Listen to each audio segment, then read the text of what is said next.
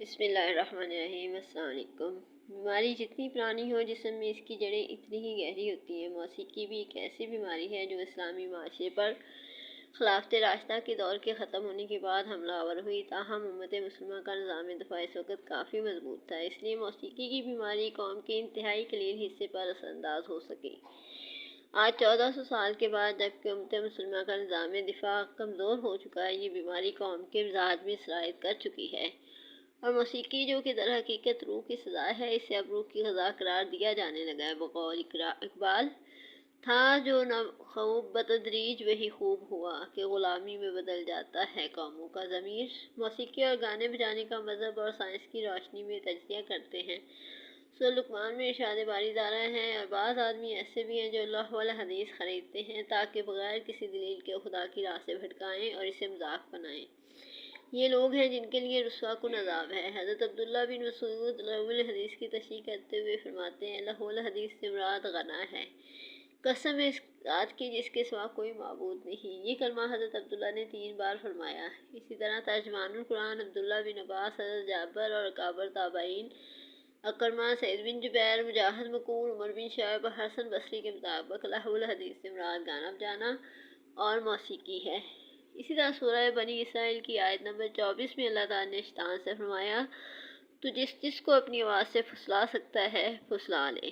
ابن عباس اور تابعین میں ضحاک اور مجاہد کے مطابق شیطان کی آواز سے پھسلانے میں موسیقی اور گانا بجانا شامل ہے۔ موسیقی کی حرمت میں بے شمار احادیث ہیں، ان میں سے صحیح بخاری کی حدیث ملاحظہ ہو، میری امت میں ایسے لوگ یا گروہ پیدا ہوں گے جو زنا، ریشم، شراب اور گانے بجانے کے آلات کو حلال قرار دیں گے۔ صحیح بخاری کتاب الاشربہ۔ اس حدیث کے تجزیے سے پتہ چلتا ہے کہ موسیقی اگر حرام نہ ہوتی تو اسے شراب اور زنا کے ساتھ بیان نہ کیا جاتا۔ یستحلون یعنی حلال قرار دیں گے بھی اس بات کی دلالت کرتا ہے کہ موسیقی در حقیقت حرام ہے، اور کچھ لوگ اسے حلال قرار دیں گے۔ اسی طرح سنن ابن ماجہ میں حدیث نبوی ہے، عنقریب میری امت کے کچھ لوگ شراب پئیں گے اور اس کا نام بدل دیں گے، ان کے سروں پر ناچ گانے ہوں گے، اللہ تعالیٰ ایسے لوگوں کو زمین میں دھسا دے گا اور ان میں سے بعض کو خنزیر اور بندر بنا دے گا۔ اس حدیث میں بیان کی گئی پیشن گوئی ہم آج اپنی آنکھوں سے دیکھ رہے ہیں۔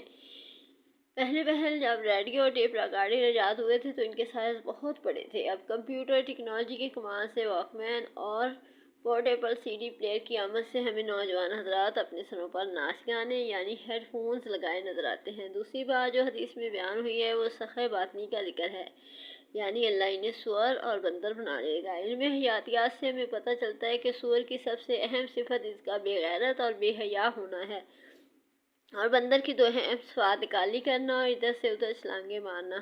اب آپ شوبز یعنی فلم اور ٹی وی کی دنیا کو دیکھ لیں، یہ صفات گلوکاروں اور فنکاروں میں بدرجہ موجود ہوتی ہیں۔ مزید برآں صحابہ اور تابعین کے علاوہ 4 امام بھی اس بات پر متفق ہیں کہ موسیقی اور گانا بجانا حرام ہے۔ مثلاً امام مالک کے مطابق موسیٰ نے سوال کیا کہ مدینہ کس قسم کے گانے کو مباح سمجھتے ہیں؟ امام مالک نے جواب دیا، یہ فعل ہمارے ہاں صرف فاسق ہی کرتے ہیں، موسیقی اور نشہ۔ حدیث نبوی میں موسیقی کو نشہ شراب کے ساتھ بیان کیا گیا ہے۔ موسیقی ذہن کو اسی طرح مفلوج اور ہیپنوٹائز کرتی ہے جس طرح نشہ مثلاً شراب، چرس، ہیروئن، کوکین وغیرہ کرتے ہیں۔ راک میوزک کے عالمی جینیس امریکی گلوکار جمی ہینڈرک نے امریکہ کے لائف میگزین کے 1959 کے انٹرویو میں کہا تھا، تم میوزک سے لوگوں کو ہپنوٹائز کر سکتے ہو، اور جب تم انہیں ذہنی لحاظ سے کمزور ترین مقام پر پہنچا دو تم ان کے لاشعور میں وہ باتیں پہنچا سکتے ہو جو تم چاہتے ہو۔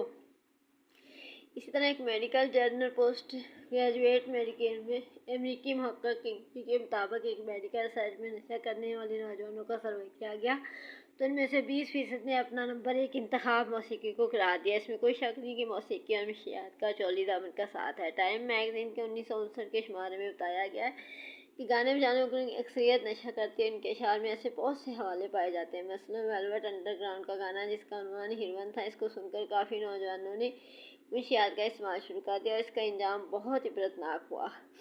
اس طرح تو مختلف یونیورسٹیوں میں تجربات کرنے سے یہ پتہ چلا کہ لیبارٹری میں بنائی گئی بھول بھلیوں کے رستوں کو دریافت کرنے میں چوہوں کو اس وقت انتہائی مشکل پیش آتی ہے جب وہاں پاپ میوزک چل رہا ہو، گویا جانوروں کی سوچنے سمجھنے کی صلاحیتیں بھی موسیقی کے اثر سے مفلوج ہو جاتی ہیں۔ اوپر بیان کی گئی حدیث میں غنا گانے بجانے کے ساتھ جو دوسری چیز بیان ہوئی ہے وہ زنا ہے۔ اس میں کوئی شک نہیں کہ غنا اور زنا دونوں دل میں نفاق پیدا کرتے ہیں۔ سورۃ نور میں زنا کی حد اور سطر کے احکام بیان کرنے کے بعد نفاق اور منافقین کی خصوصیات بیان کی گئی ہیں۔ اس طرح حدیث میں بیان ہوا ہے گانا بجانا دل میں نفاق کا بیج بوتا ہے۔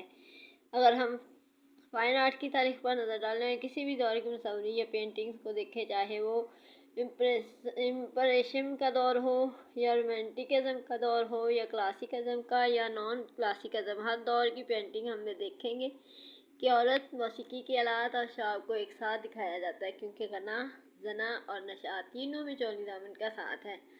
علامہ ابن جوزی اپنی کتاب تلبیس ابلیس میں لکھتے ہیں گانے میں دو مضرتیں جمع ہیں، ایک طرف تو وہ قلب کو عظمت الہی میں تفکر سے روکتا ہے، دوسری طرف سے مادی لذتوں کی طرف راغب کرتا ہے، لہذا گانا زنا کی ترغیب دیتا ہے۔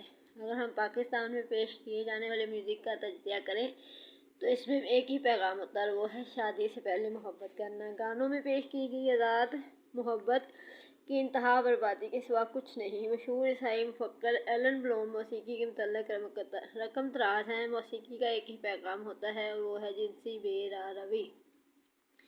پاپ میوزک شو بزنس کی تمام تر مدد سے بچوں کو چاندی کی پلیٹ میں وہ چیز سجا کر دیتا ہے جس کے متعلق ان کے والدین نے ان کو ہمیشہ تعلیم دی تھی کہ وہ انتظار کریں تاکہ وہ بڑے ہو جائیں۔ گانوں کے الفاظ بھی ڈھکے چھپے اور کبھی واضح الفاظ میں بچوں کو بے حیائی کی طرف ابھارتے ہیں۔ امریکہ کے یونانی سائنسدان گیسن اور ولیم نے انتہائی اہم ریسرچ کی جو کہ یوتھ سوسائٹی رسالے کے 1986 کے شمارے میں شائع ہوئی۔ گرین اور ویلمز میں 7ویں اور 10ویں جماعت کے طالب علموں کو 1 گھنٹہ تک میوزک ٹی وی پر میوزک ویڈیوز دکھائے اور دوسرے گروپ کو ایسی کوئی چیز نہیں دکھائی۔ اس ریسرچ میں انہیں پتہ چلا کہ نوجوانوں کے جس گروپ نے میوزک ویڈیوز دیکھی تھی ان کی رائے پرمینٹل سیکس زناکاری کے حق میں ہو گئی بنسبت اس گروپ کے جس نے میوزک ویڈیو نہیں دیکھی تھی۔